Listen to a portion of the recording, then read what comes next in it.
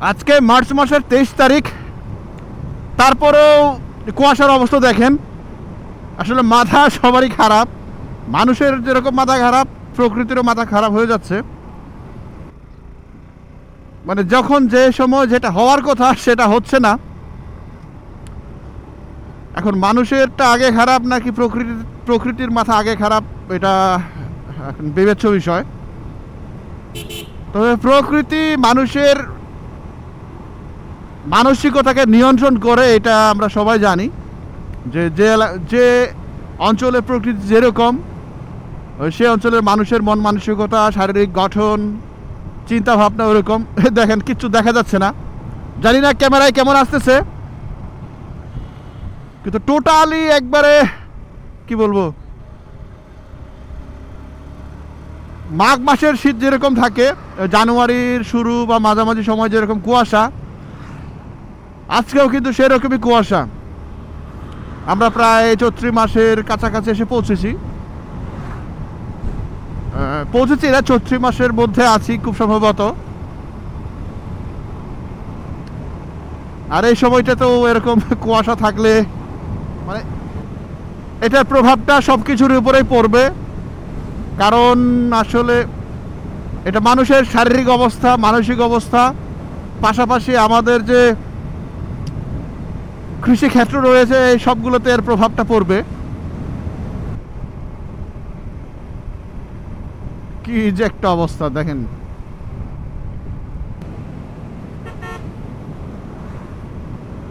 মানে যে সমস্ত বাইকাররা যদি এরকম প্রিপারেশন নিয়ে না আসে, মানে ঠান্ডার পোশাক আশাক পরে যদি না আসে, তার কিন্তু অবস্থা খারাপ হয়ে যাবে। যথেষ্ট ঠান্ডাও কিন্তু, শুধু কুয়াশা না। আমি ভাগ্যটা ভালো যে একটু মোটা উইন্ড প্যাকেটটা পরেছিলাম, যেটা মোটামুটি হালকা বৃষ্টিও কাভার দেবে, সেই উইন্ড প্যাকেটটা। তারপরেও সেটা ঠান্ডা হয়ে আমার শরীরটাকে, মানে এর ঠান্ডা ফিলটা আমার শরীরেও লাগছে। জানি না আসলে এই অবস্থা কত দূর পর্যন্ত। আমার ময়মনসিংহ শহরে কিন্তু এটা ছিল না। এই কুয়াশাটা শুরু হয়েছে ময়মনসিংহের এই যে রহমতুর বাইপাস থেকে।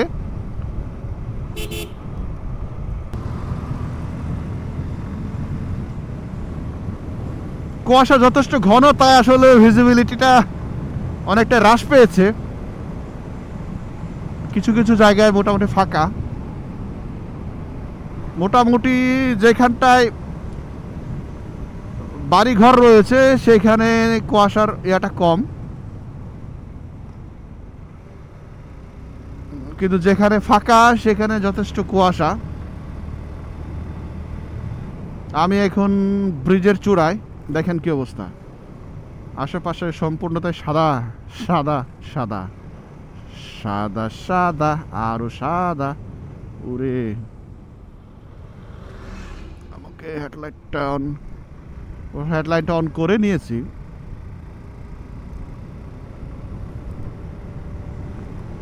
সুজুকি জিক্সারের এই একটা সমস্যা যে এটার আসলে হ্যাজার্ড লাইটটা নাই।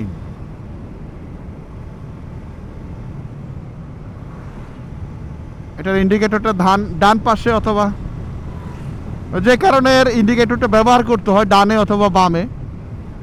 আর এই ইন্ডিকেটর ব্যবহার করলেও মানুষ কনফিউজ হয়ে যায়, যা ডানে যাবো না বামে যাব।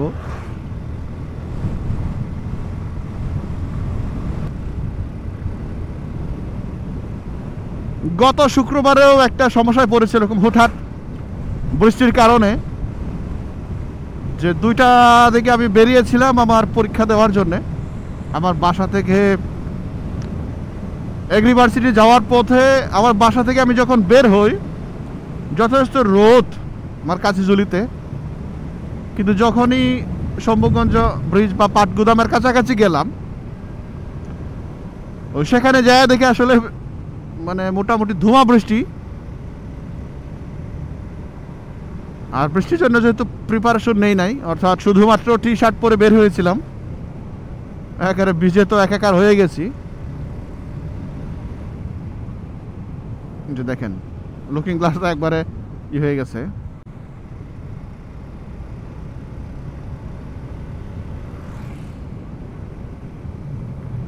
আমার ক্যামেরা কি ব্লারি নাকি না? ঠিকই আছে।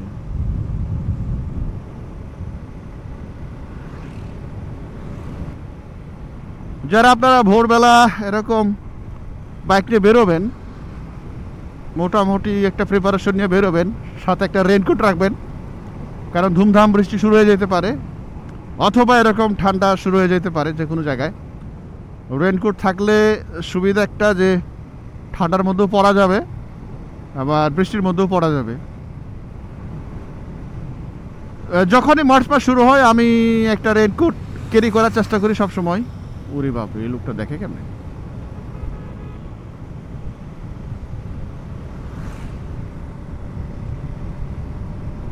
আমি 60 আপ করতে পারতেছি না এই ভিজিবিলিটির কারণে, মানে কম ভিজিবিলিটির কারণে। এই লোকটা ধুমছায়া আমাকে ওভারটেক করে চলে যাচ্ছে। এর চোখে কি অন্য কোনো গ্লাস লাগানো আছে নাকি? মুক্তাগাছার নতুন বাজার এসে পড়েছি, তারপরেও এই কুয়াশার অবস্থা এরকমই। হ্যাঁ, জানি না কত দূর এভাবে যাব। যেটা বলছিলাম যে যেখানে বাড়ি ঘর আছে, দালান কোঠা, সেইখানটায় কুয়াশার ইয়াটা একটু কম, কি বলে, ঘনত্বটা একটু কম।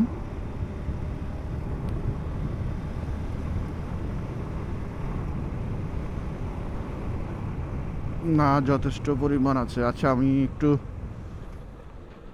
ফুয়েলটা রিফিল করে নেই। আমি নর্মালি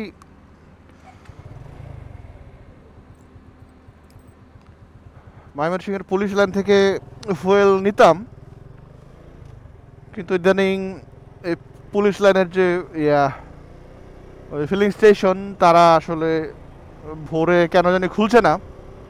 তারা মোটামুটি 7টার পরে মনে হয় তাদের ইয়াটা খুলে আরম্ভ করে, তেল দিতে আরম্ভ করে, যে কারণে আসলে তাদের কাছ থেকে তেল দিতে পারছে না। আর যে কারণে আসলে তাদের ওই মানে ওই কি বলে, ওই পুলিশ লাইন থেকে তেলটা নেওয়া সম্ভব হচ্ছে না।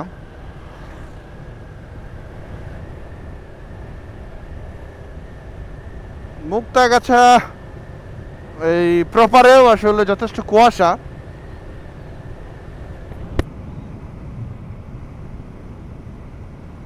বুঝলাম না হঠাৎ করে এরকম কুয়াশা।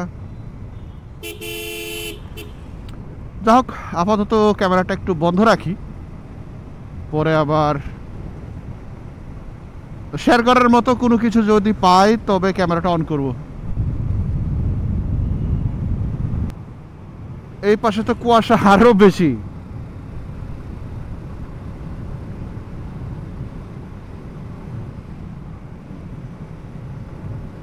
অবশ্য এই পাশে যথেষ্ট ফাঁকা জায়গা রয়েছে, কারণ দুপাশে মোটামুটি বিলের মতো ধান ক্ষেত, যে কারণে কুয়াশাটা একটু বেশি, এবং বেশি হওয়াই স্বাভাবিক।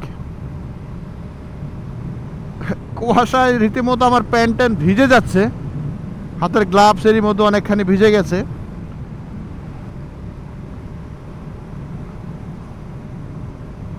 মানে ঠান্ডাটাও আস্তে আস্তে বাড়তেছে মনে হচ্ছে।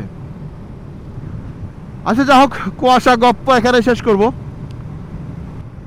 কারণ এই কুয়াশার মধ্যে কথা বলা, পাশাপাশি সামনে রাস্তা দেখা, মনোযোগ রাখা একটু টাফ হয়ে যায়, কারণ খুব সাবধানে রাইড করতে হচ্ছে।